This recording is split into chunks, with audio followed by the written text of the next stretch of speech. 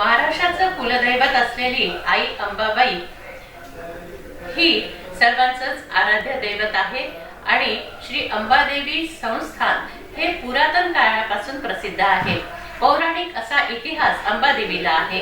श्रीकृष्णाच्या काळापासूनचा इतिहास इथे असल्याचं सांगितलं जातं। माता रुक्मिणी यांचं जवळच माहेर आहे कौंडण्यपूर आणि जेव्हा विवाहाच्या वेळी रुक्मिणी देवी इथे दर्शनाला आल्या असता श्रीकृष्णाने त्यांचं हरण केलं अशी ही पौराणिक कथा आपल्याला पाहायला मिळते। त्या अंबादेवी संस्थानच्या अध्यक्षपदी माजी महापौर विद्याताई देशपांडे दुसऱ्यांदा विराजमान झाले आहेत। तेव्हा या पौराणिक मंदिराचा कसकसा विकास केला आणि भक्त इथे महाराष्ट्रभरातून दर्शनाला येतात। नवरात्रोत्सव देखील खूप मोठ्या प्रमाणात साजरा होतो। तर त्या दृष्टीने मंदिराचा विकास एक अध्यक्ष म्हणून त्यांनी कसा केला हे आपण त्यांच्याकडून जाणून घेऊया। नमस्कार विद्याताई, विदर्भ न्यूज मध्ये आपलं स्वागत आहे। नमस्कार। मी आता जसं म्हटलं की एक अध्यक्ष म्हणून एवढ्या मोठ्या संस्थांचे अध्यक्ष म्हटल्यानंतर निश्चितच मोठी जबाबदारी आहे। तर सगळ्यांना सांभाळून आणि त्याचा विकास आणि मुख्य म्हणजे आता बांधकाम नवीन झालेलं दिसते इथे जे जुने मंदिर होते तिथे, तर हा कसा काय साधला आपण? आपण आताच बोललो सुरुवातीला की हे अतिशय प्राचीन मंदिर आहे आणि श्रीकृष्णाशी संबंधित आहे। म्हणजे श्रीकृष्णाला आमचे जावई असं आपण म्हणतो या ठिकाणी। तर फार पुरातन मंदिर आहे। त्या काळामध्ये मंदिराचा जसा विकास व्हायला पाहिजे होता त्या आम्ही विश्वस्त या ठिकाणी आल्यापासून मंदिराचा जास्तीत जास्त विकास कसा होईल आणि इथे येणारे जे भक्त आहेत त्यांना जास्तीत जास्त सोयी सवलती कशा निर्माण करता येतील त्यांच्यासाठी या दृष्टीने पूर्वीपासून प्रयत्नशील आहे। आणि आपण कदाचित प्रत्यक्ष त्याचं हे करत असाल निरीक्षण तेव्हा आपल्या लक्षात येत असेल की पूर्वी असणारं मंदिराचं स्वरूप आणि आता त्यात होणाराचा फार मोठा फेरबदल आहे तो आपल्यासमोर आहे सध्याच्या क्षणी।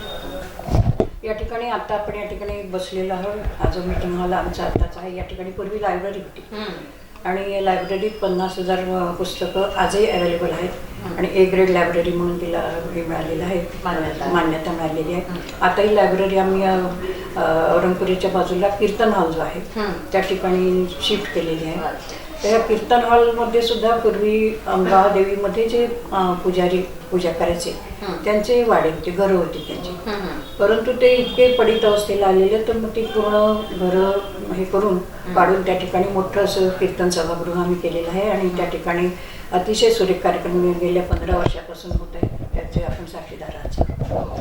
दुसरं असं की या ठिकाणी म्हणजे लायब्ररी होती आणि वर भोजनगृह होतं। तर ते भोजनगृह तिथे म्हणजे लोकांना जेवायला जाताना किंवा स्वयंपाक करताना सगळ्यांना अतिशय त्रास व्हायचा। तर हे या ठिकाणी एकावर एक असे 3 मजले पूर्ण नवीन बांधलेलं आहे, रिकन्स्ट्रक्शन केलेलं आहे आणि भोजनगृह पूर्णपणे नवीन बांधलेलं आहे आणि सगळी भोजनाची सुद्धा सोय छान केलेली आहे सगळी तिथे दररोज। हो, दररोज म्हणजे कर्मचाऱ्यांची जेवण होतातच तिथे।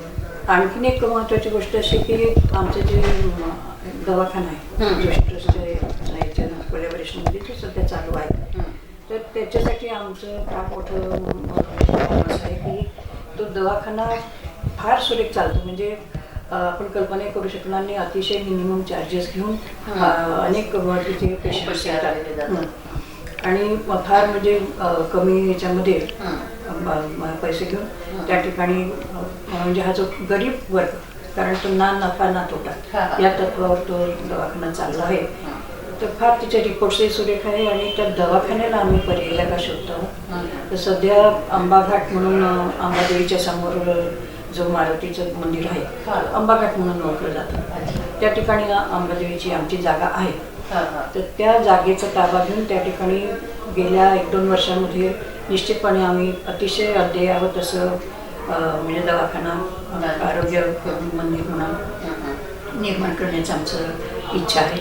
आणि तशीच काही इच्छा आमची अशी आहे की आमच्या काही विश्वस्तांची किंवा आपल्या इथे मिनिमम 100 लोकांना रोज फ्रीमध्ये जेवण भोजन देण्यात। पण थोडीशी जागेची उपलब्धता आमच्याजवळ आज नाही, इच्छा भरपूर आहे, परंतु आंबाघाटचं जर हे केला दवाखाना तर त्याच्यावर एक मोठा हॉल बांधला आहे आणि तिथे मग या लोकांची भोजनाची व्यवस्था, मुख्य म्हणजे बाहेर गावून येणारे जे भक्त आहेत त्या लोकांसाठी एक विश्रांतीसाठी काहीतरी एक रिलॅक्स व्हायला काही असावं अशी आम्हा सर्वांची फार मनापासून इच्छा आहे. त्या दृष्टीने आम्ही प्रयत्नशील आहोत. म्हणजे भक्त निवास बांधण्यात ते वेगळं, भक्त निवास वेगळं आणि शिवाय विश्रांतीसाठी विश्रांतीसाठी स्थान वेगळं. असावं ते वेगळं. हां. आणि हिरलेकर डॉक्टरांच्या तिथे जे आपलं हॉस्पिटल आहे ते थोडीशी कंजेस्टेड जागा आहे. जोशी ट्रस्ट ती कंजेस्टेड आहे, थोडी जरा पडायला आली बिल्डिंग हां, हां, हां. आणि जागा पुरत ती नाही. पण एवढ्या हां. मोठ्या प्रमाणावर तिथे पेशंट्स येतात हां. की अपुरी पडते जागा हां. त्यांना. त्यामुळे त्याचं डिलिनिएशन करून पूर्ण नवीन सगळे उपकरणं तिथे लावून जास्तीत जास्त सुविधा द्यायची आहे पेशंट्सला आम्हाला. म्हणून त्याच्यात आमचं जास्त हे राहील. आणि आता पुन्हा मंदिराचं बांधकाम. आता हे जे आम्ही गर्भगृहाचं म्हणजे आता कदाचित तुम्ही आले असाल तर या समोरच्या रस्त्याने तुम्हाला येता आलं नसेल, कारण तिथे वरून आता इमारत पाडण्याचं काम सुरू झालेलं आहे. फार जुनी इमारत असल्यामुळे ती बरीच शिकस्त झालेली आहे. म्हणून ती पडण्याच्या अगोदरच आम्ही त्याचं थोडंसं जीर्णोद्धार करण्याचं सुरू केलेलं आहे. आणि आता इथे गर्भगृहाचं काम येत्या 1-2 महिन्यामध्ये वगैरे सुरू होणार आणि नंतर मग मंदिराचं पूर्ण. म्हणजे जुनंही मंदिर होतं ते लहानपणी बघितलेलं आहे, ते पण बरंच म्हणजे छोटंसं होतं जुनं पद्धतीचं. तो पण आता छान मोठा प्रशस्त झालेला आहे आणि दर्शनासाठी वगैरे. आणि हे पण बांधकाम झाल्यानंतर आणखी निश्चितच सुंदर असा आकार त्याला येईल. महाराष्ट्राचं कुलदैवत म्हटल्यानंतर जे वैभव तिचं आहे, म्हणजे अंबादेवीला जे आम्हाला त्याचं जसं शेगावचं गजानन महाराज तसं ह्या अंबादेवीचं सगळीकडे महात्म्य पसरावं ही मनोमन इच्छा आहे. तसंच चिखलदऱ्याला जे देवी मंदिर नेहमी देवी पॉईंट म्हणून उल्लेख केला जातो, तर त्याचीही केअरटेकर म्हणून आमच्यावर अंबादेवीवर जबाबदारी आहे. आणि कदाचित तेवढ्यामध्ये आपण गेला किंवा नाही मला कल्पना नाही, परंतु मागच्या ह्याच्यामध्ये अतिशय जोरदार पाऊस झाला मागच्या 4 महिन्यामध्ये. त्यामुळे तिथलं जे जिना वगैरे होतं तो फार मोकळे झालेला होता. तर आता जवळजवळ 70 लाखापेक्षा सुद्धा जास्त खर्च करून त्या ठिकाणी उत्कृष्ट असं बांधकाम केलं गेलेलं आहे. तर देवी पॉईंट हे सुद्धा एक पर्यटन स्थळ म्हणून म्हणजे डेव्हलप होईल. आणि जे आजूबाजूचे हे लोक आहेत गरीब किंवा जे त्यांचं दैवत आहे ते जे देवी आहे तिथे, तर त्यांना सुद्धा सगळ्या सोयी उपलब्ध करून दिल्या जातील. एक हॉल बांधलेला आहे, म्हणजे आताच सांगतायत सगळे आमचे विश्वस्त की मोठा हॉल बांधलेले आहे, काही रूम्स बांधलेले आहे आणि त्यांना अटॅच असे टॉयलेट बाथरूम वगैरे सगळे बांधणार आहे. तर ते सुद्धा एक अतिशय उत्कृष्ट काम म्हणजे बांधकामाच्या दृष्टीने छान झालेलं आहे. आणि इकडे जे हे होते दुकाने अंबादेवीची दुकानं पूर्वीच्या काळी जे अगदी कमी जागेत 6 बाय 8 किंवा अतिशय कमी जागेमध्ये 24 दुकानं होते, त्यांना आता भरपूर मोठ्या प्रमाणामध्ये पूर्ण नवीन बांधून कन्स्ट्रक्शन केलेली दुकानाचा ताबा आम्ही दिलेला आहे.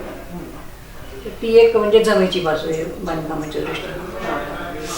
म्हणजे कुलस्वामिनी अंबाबाईचं जे वैभव आहे ते तिच्या इच्छेने वाढवण्याचा प्रयत्न विश्वस्त मंडळ करत आहे. प्रश्नच नाही. आणि चिखलदऱ्याची ती पण अंबादेवीच आहे. अंबादेवीच म्हणजे तिच्याचकडे जबाबदारी दिली आहे आपल्या कलेक्टर साहेबांनी, केअरटेकर म्हणून आमच्याकडे दिलेली आहे जबाबदारी. अच्छा, ती देवीचं अंबादेवी देवी पॉईंट तिथे देवीच आहे ना. हो देवी आहे, पण ती पण हिचेच आहे का? तिथली सुद्धा आम्ही म्हणजे पूर्ण तिथले पूजा करणारे पुजारी किंवा व्यवस्था पाहणारे किंवा आमचे इथले लोकल सदस्य आणि तिथले काही लोकल सदस्य, तसे आमचे विश्वस्त त्यांचे लोकल सदस्य अशी मिळून एक समिती आहे. आणि ते समिती म्हणून सगळा कारभार पाहतात. इथे जसं आपलं नवरात्र होतं तसं तिथे चैत्र नवरात्र होतं. चांगलं भरपूर मोठ्या प्रमाणात साजरं केलं जातं. कुलस्वामिनी आई अंबाबाईच्या मंदिराचा विकास होतो आहे. विश्वस्त मंडळ त्यासाठी झटत आहेत आणि अध्यक्ष विद्याताई आपल्या सोबत आहेत. तर विद्याताई, आपण आणखी विकास करण्यासाठी काय म्हणजे योजना आहेत किंवा देवीचं जे महत्त्व आहे, आता सर्वसाधारण लोकांना माहिती नसतं की हीच ती देवी का किंवा काय. आता अमरावतीकरांना माहिती आहे किंवा पंचक्रोशीतल्या लोकांना माहिती आहे, पण प्रत्येकाला ती माहिती झाली पाहिजे. या दृष्टीने कोणते पावलं उचलणार? सर्वप्रथम मी जेव्हा अध्यक्षपदाचा सेवा केला सांगायला, त्यावेळेला माझ्या असं लक्षात आलं की इतर सगळ्या देवळांमध्ये जेव्हा आपण सायंकाळच्या वेळेला दर्शनाला जातो त्यावेळेला तिथल्या देवाचं महात्म्य याच्या आरतीच्याद्वारे किंवा तिथल्या भजनाच्याद्वारे हे याच्यावर लावलेलं असतं, माईकवर लावलेलं असतं. त्याच्यामुळे आपोआपच वातावरण निर्मिती होते आणि येणाऱ्यांना प्रत्येकांना त्या मंदिराविषयी किंवा त्या याच्याविषयी माहिती कळते. त्याच्यामुळे मी स्वतः पुढाकार घेऊन या अंबादेवीची साठी सुद्धा अशा प्रकारची CD तयार करून घेतली आणि आपल्या इथे ज्या अमरावतीकरांची जी आपलं हे म्हणून भूषण ज्याला म्हणू आपण धनश्री देशपांडे आणि तिचे सहकारी त्यांच्या आवाजामध्ये अशा प्रकारची कॅसेट तयार करून घेतली आरतीची आणि ती रोज इथे लावण्याचं म्हणजे रोज लावण्यात येतं. म्हणजे त्या दृष्टीने सगळ्यांना एक ती कॅसेट विकत मिळते. तसंच अंबादेवीची काही पुस्तकं आहेतच ती म्हणजे त्यामध्ये उपलब्ध आहेच देवीची माहिती. पण आता रिसेंट काही लोक जे आहेत त्यांना मराठी भाषा येत नाही म्हणून मराठी, हिंदी आणि इंग्लिश अशा तिन्ही भाषांमध्ये ब्रोशर तयार करून ते तयार केलं म्हणजे मग इतरांना सुद्धा इतर भाषिकांना सुद्धा त्याचं माहिती कळेल म्हणून ते एक आमचं उपक्रम आम्ही राबवतो. तर हे पौराणिक काळातलं मंदिर आहे ते इथे भुयार आहे अशी चर्चा असायची. तर ते खरोखर आपल्याला सापडलं का? मी अजून पाहिलं नाही. माझी कानावर ही गोष्ट आहे की भुयार आहे आणि तिकडे आपण जेव्हा कौंडण्यपूरला जातो तेव्हा ते असं काहीतरी खोल रस्ता दाखवतात पण तिकडे कधी आतमध्ये यायचं म्हणजे त्याच्यामुळे मी नुसतं ऐकिवातच आहे माझी, मी प्रत्यक्ष बघितलेलं नाही. पण बांधकामादरम्यान त्याचे काही पुरावे सापडले का? आता अजून पाहायला लागेल, अजून तिकडे बांधकाम व्हायचंय. त्याच्यामुळे भुयाराची तुम्ही गोष्ट करते जी तिथलं बांधकाम आता सुरू होईल तेव्हा कदाचित असेल ते कळेल. एक विहीर आहे असं कळलं, आताच बोलणं झालं की विहीर आहे तिथे म्हणून. तर ती सध्या म्हणजे याच्यासाठी बंद केली ते सुरक्षितता म्हणून. तर जेव्हा काम सुरू होईल तेव्हा बघितलं जाईल की ती काय आहे त्याची विहिरीची परिस्थिती. म्हणजे ही खरोखर औत्सुक्याची गोष्ट आहे की त्या काळात म्हणजे खरोखर अशी घटना घडली आणि त्याचे पुरावे आजही आपल्याला सापडत आहेत. शिवाजी महाराजांची लग्नाची पत्रिका इथे अंबादेवीला आलेली सगळेजण सांगतात. शिवाजी महाराजांचं जे लग्न होतं त्यांची पत्रिका आली आहे अंबादेवीला निमंत्रण म्हणून. ही आम्हाला तर म्हणजे खूप या गोष्टीचं म्हणजे अभिमान वाटतो म्हटलं तरी हरकत नाही. आज त्या देवीचे विश्वस्त म्हणून आज जवळजवळ 20 वर्ष झाले आणि त्यातही मला 8 वर्ष हे झाली उपाध्यक्ष म्हणून आणि आता हे 2 वर्ष ऑलरेडी अध्यक्ष म्हणून झालेली. आता पलीकडे बघू किती. श्री अंबाबाईच्या आशीर्वादाने आपल्या कार्याची धुरा आपण अशीच समर्थपणे पेलत आणि या संस्थेचं उत्थान व्हावं अशी मी अंबेच्या चरणी प्रार्थना करते. आणि सामाजिक उपक्रम जे आपण राबवत आहात गोरगरिबांसाठी त्यांनाही भरपूर यश आपल्याला लाभो अशी मी विदर्भ न्यूज चॅनेल परिवारातर्फे आपल्याला सदिच्छा व्यक्त करते. नमस्कार.